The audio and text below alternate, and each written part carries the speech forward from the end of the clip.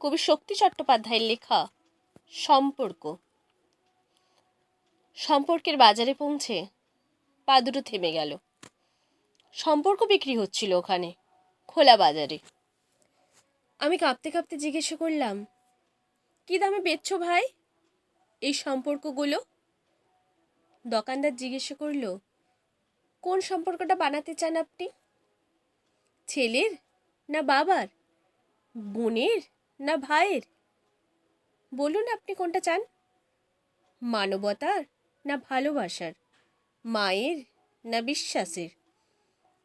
বাবুজি কিছু তো বলুন, কোনটি নিতে চান? চুপচাপ দাঁড়িয়ে কেন? ঠিক ভেবে বলুন।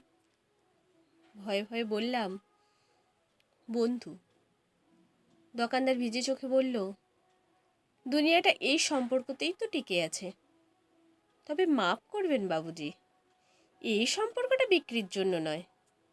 এর কোনো দাম দিতে পারবেন না। আর যেদিন এটাও বিক্রি হয়ে যাবে, সেদিন দুনিয়াটা উজাড় হয়ে যাবে।